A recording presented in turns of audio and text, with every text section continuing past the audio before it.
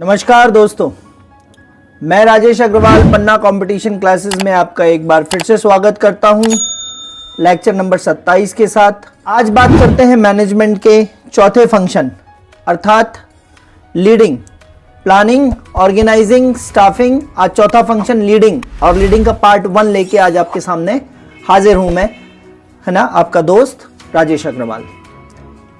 बात करेंगे नेतृत्व या इसी को बोला गया है निर्देशन और लीडिंग या डायरेक्टिंग। इसमें आज जो हम टॉपिक कवर करेंगे वो है निर्देशन का अर्थ, निर्देशन की परिभाषाएं, निर्देशन की विशेषताएं, महत्व, नेतृत्व के 3 अध्ययन। निर्देशन का अर्थ, परिभाषाएं, विशेषताएं और महत्व तथा निर्देशन या नेतृत्व के 3 स्टडीज कौन कौन सी हैं उसके बारे में बात करेंगे आज। शुरुआत करते हैं निर्देशन के अर्थ से। निर्देशन का अर्थ, मीनिंग ऑफ डायरेक्टिंग या लीडिंग। किसी पौधे को फलने के लिए प्रकाश, पानी, मिट्टी, हवा के अलावा माली के प्रेम और माली के उत्साह की भी आवश्यकता होती है। कोई पौधा होता है, उसका आप बीज डाल दीजिए, प्रकाश, पानी, मिट्टी, हवा सब दे दीजिए उसको, लेकिन वो पौधा तभी फलेगा जब उसको माली का प्रेम भी मिलेगा, माली का उत्साह भी मिलेगा, है ना। बस यही माली है और उसकी जो नेतृत्व क्षमता है वो किसी संगठन अर्थात पौधे या पेड़ में प्राण फूंकती है। संगठन को मान लीजिए, पौधा मान लीजिए, तो पौधे में प्राण कौन फूंकेगा? माली, अर्थात उसका जो नेता होगा, अर्थात उसका जो नेतृत्व होगा, उसकी नेतृत्व क्षमता उसमें प्राण फूंकती है। कर्मचारियों में अभिप्रेरणा, मोटिवेशन तथा उत्साह, एंथुजियाज्म। कर्मचारियों में मोटिवेशन तथा उत्साह फूंकने वाला प्रबंधक ही क्या कहलाता है? लीडर या नेतृत्वकर्ता होता है ना। कर्मचारियों में जो जान फूंक दे, उत्साह फूंक दे, मोटिवेशन फूंक दे, काम करने के लिए वो कुछ भी कर गुजरे, वैसा प्रबंधक ही क्या कहलाता है? लीडर या नेतृत्वकर्ता। वास्तव में अधीनस्थों का मार्गदर्शन करना, पर्यवेक्षण करना, सुपरविजन करना, समन्वय करना, कोऑर्डिनेशन करना, अभिप्रेरण, मोटिवेशन, संप्रेषण, कम्युनिकेशन, सभी का केंद्र क्या है? नेतृत्व ही है।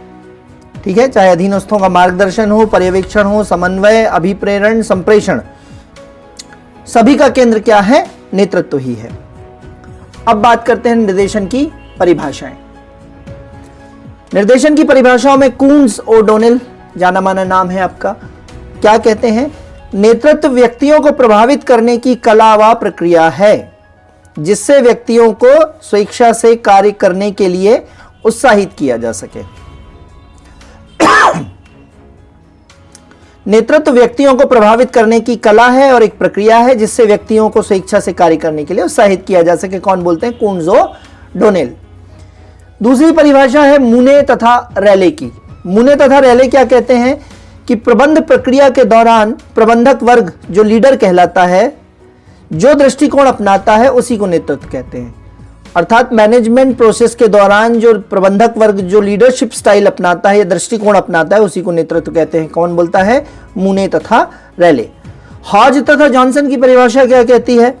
औपचारिक तथा अनौपचारिक परिस्थितियों में, फॉर्मल और इनफॉर्मल कंडीशंस में, औपचारिक तथा अनौपचारिक परिस्थितियों में अधीनस्थों की इच्छाओं तथा व्यवहार एवं कार्यकलापों को एक रूपता प्रदान करने की क्षमता ही नेतृत्व है। अधीनस्थों की क्या इच्छाएं हैं, उनका व्यवहार क्या है और उनके कार्यकलापों को अपने हिसाब से, कंपनी के लक्ष्य को पूरा करने के हिसाब से एक रूपता प्रदान करने की क्षमता ही क्या है?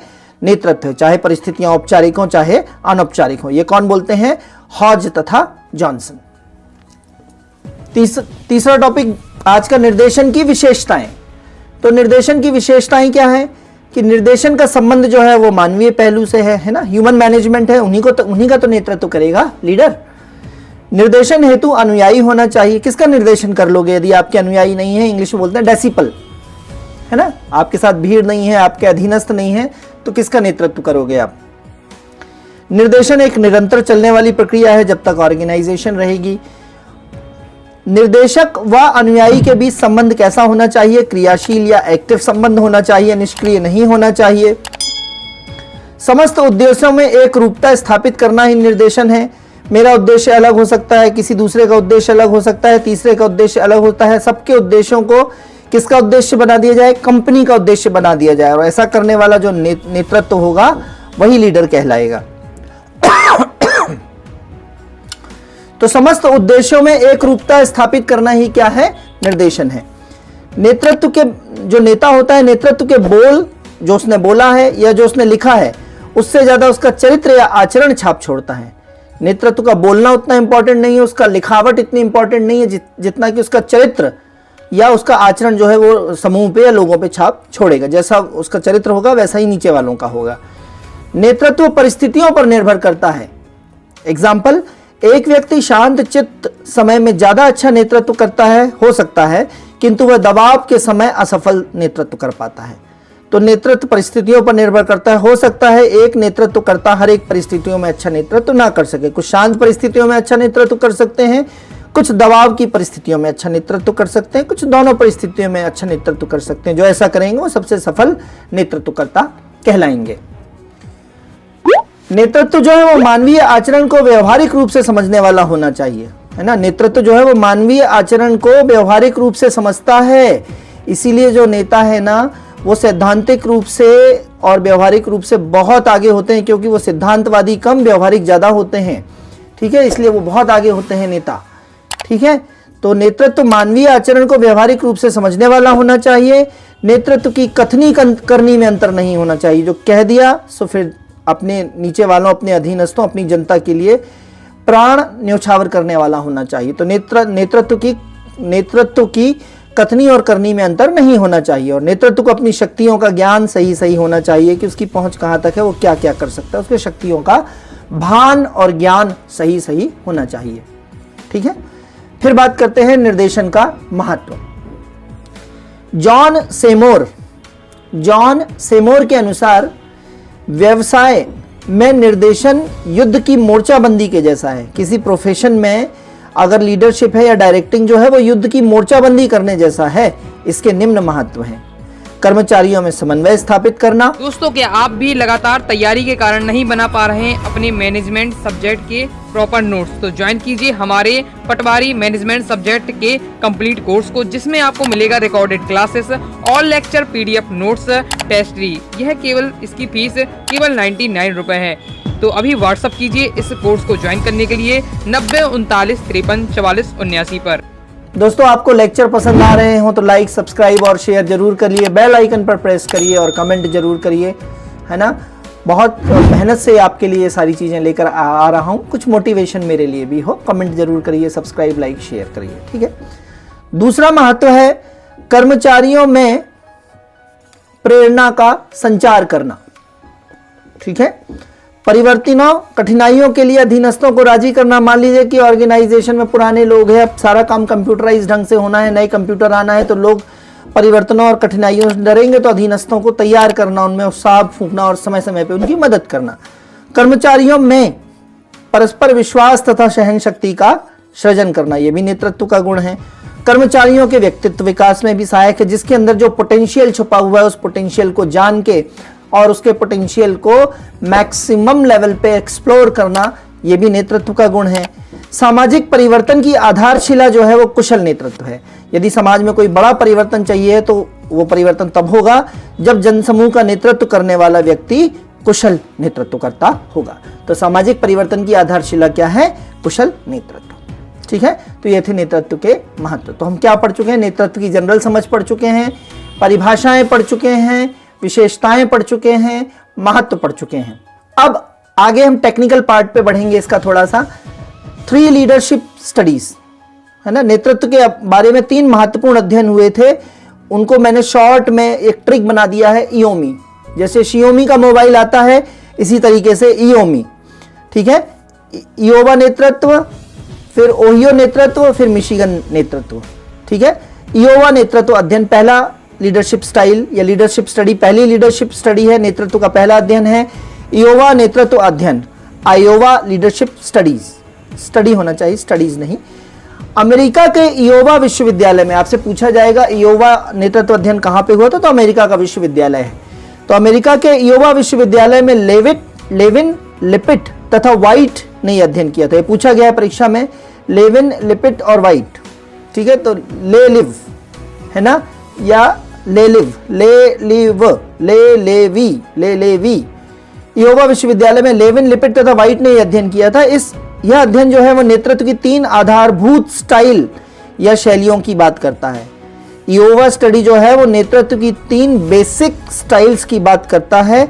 और जो यह अध्ययन है ये 10 साल के बच्चों के 3 ग्रुप, एक से बच्चे थे बिल्कुल बुद्धि में और सारी चीजों में, समझ में, 10-10 साल के बच्चे थे और उनको 3 ग्रुप्स में बांटा गया और 3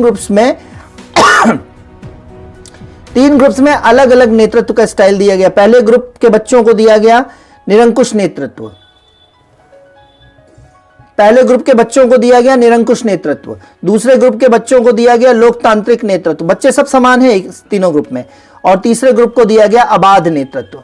निरंकुश नेतृत्व को इंग्लिश में बोला है मैंने अथॉरिटेरियन लीडरशिप, लोकतांत्रिक नेतृत्व को बोला है डेमोक्रेटिक लीडरशिप, और अबाध नेतृत्व को बोला है लेसेज फेयर लीडरशिप। कोई मतलब ही नहीं है ना। लेसेज फेयर का मतलब होता है आलसी, उदासीन, तो अबाध नेतृत्व मतलब लेसेज फेयर लीडरशिप। निरंकुश नेतृत्व में क्या बात चल रही थी कि निश्चित अपेक्षाएं थी प्रबंधकों की अपने अधीनस्थों से, निश्चित अपेक्षाएं ही कि क्या करना है तुम लोगों को, कब करना है, अवधि निश्चित है और कैसे करना है, सारी चीजें निश्चित है और वो होना ही चाहिए। यह निरंकुश नेतृत्व था।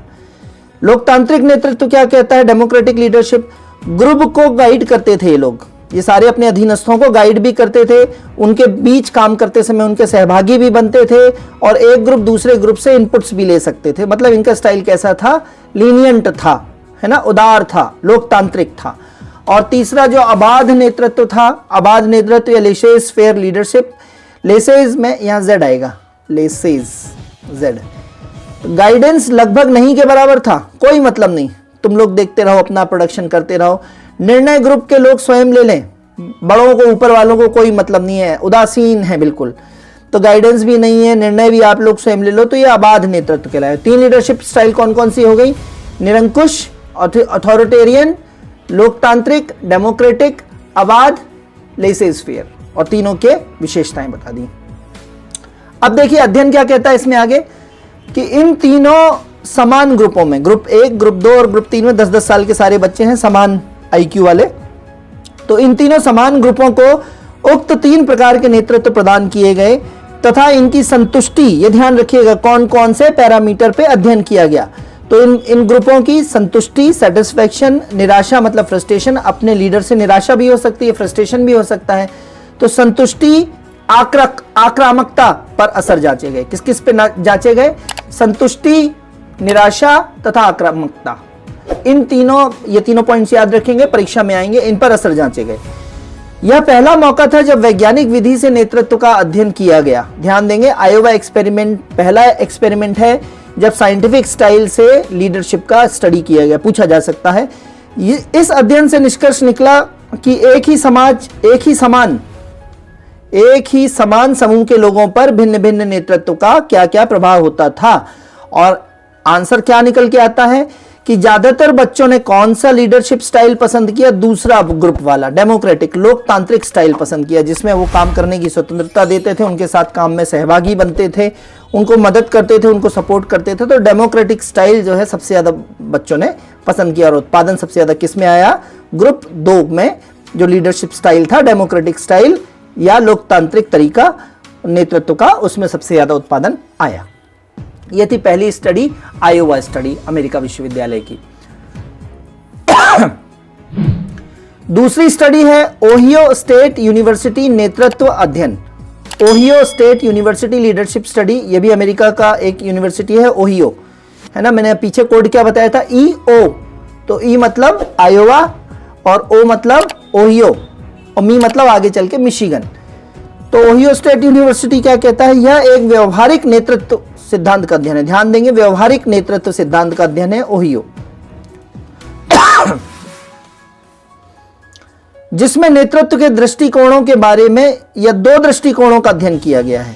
दृष्टिकोणों के बारे में अध्ययन 2 प्रकार से हुआ है, या 2 दृष्टिकोण हैं नेतृत्व के। कौन से 2 दृष्टिकोण हैं, ओहियो में क्या थे, 3 स्टाइल थे, यहां पे 2 दृष्टिकोण हैं। कौन कौन से 2 दृष्टिकोण हैं, पहला है संरचनात्मक पहल व्यवहार, स्ट्रक्चरल इनिशिएटिव बिहेवियर। संरचनात्मक पहल व्यवहार एक दृष्टिकोण, स्ट्रक्चरल इनिशिएटिव बिहेवियर। और दूसरा दृष्टिकोण क्या है, ध्यान देना व्यवहार या कंसीडरेशन बिहेवियर। संरचनात्मक पहल व्यवहार क्या कहता है इसका तात्पर्य है कि नेता जो होता है, नेतृत्व जो होता है, वो लक्ष्यों को लेकर कितना स्पष्ट है, कार्यों का आवंटन, नियंत्रण, निर्देशन, सृजनात्मक आलोचना आदि करता है कि नहीं करता है। ठीक है, तो ये बेसिकली कौन सा स्टाइल है, ये जिसमें उत्पादन केंद्रित है ना। अपने अधीनस्थों को आवंटन सही किया है, कार्यों का उनका नियंत्रण करना, उनका निर्देशन करना, आलोचना करना, सारी चीजें करता है। तो ये जो संरचनात्मक पहल व्यवहार है ओहियो स्टेट यूनिवर्सिटी का, यह कुछ कुछ टेलर के वैज्ञानिक प्रबंध के जैसा है। शुरू में पढ़ा था अपन ने प्लानिंग में टेलर का साइंटिफिक मैनेजमेंट थ्योरी, या इसी को अगर अपन पीछे वाला जो भी पढ़ा था लेविन लेबिट वाले में, तो लेविन के इयोवा अध्ययन में कैसा है, निरंकुश नेतृत्व जैसा है, लगभग वैसा ही है कि वो उनसे कार्यों का आवंटन भी किया था, निश्चित अवधि में भी काम करने के लिए बोला था और पूरा लक्ष्य निर्धारित करने के लिए भी बोला था। तो ये या तो टेलर के वैज्ञानिक प्रबंध से तुलना कर लीजिए इसकी, या लेविन के इयोवा अध्ययन के निरंकुश नेतृत्व जैसा है। ठीक है, फिर इसी में दूसरा दृष्टिकोण क्या है, ध्यान देना व्यवहार या कंसीडरेशन बिहेवियर। इसका तात्पर्य है अपनी टीम के सदस्यों की आवश्यकताओं को, है ना, उनको उनकी समानता, उनमें समानता देखना, सपोर्ट करना, मित्रवत व्यवहार करना, उनका कल्याण, आपसी विश्वास पैदा करना, निर्णयों में अधीनस्थों के सहभागी बनना, उनकी समानताएं समझना, उनकी परेशानियां समझना आदि। तो अपने अधीनस्थों पे क्या दे रहे हैं आप, ध्यान दे रहा है नेता, तो कंसीडरेशन बिहेवियर। और यह कैसा है, यह हॉथरॉन एक्सपेरिमेंट अपन ने पढ़ा था, हॉथरॉन इफेक्ट, मानवीय संबंधों को लेके। तो यह हॉथरॉन के मानवीय संबंधों तथा इयोवा का कौन सा नेतृत्व है, लोकतांत्रिक नेतृत्व है। अगर पीछे वाले इयोवा के पूछे तो उसका लोकतांत्रिक के जैसा है, और यदि मैनेजमेंट स्टडीज के जो थॉट्स पढ़े थे अपन ने शुरू में, वो हॉथरॉन का मानवीय संबंधों के जैसा है, अगर कंपैरेटिव पूछे।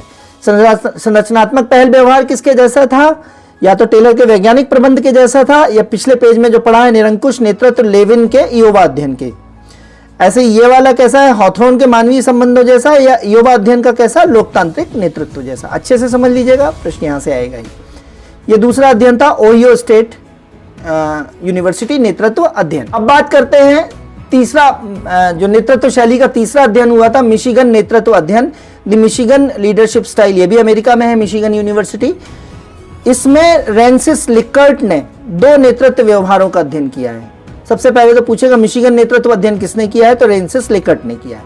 कितने नेतृत्व व्यवहारों का अध्ययन किया है, 2 नेतृत्व व्यवहारों का अध्ययन किया है। कौन कौन से, उत्पादन केंद्रित, प्रोडक्शन सेंट्रिक या प्रोडक्शन ओरिएंटेड, और कर्मचारी केंद्रित या एम्प्लॉय ओरिएंटेड।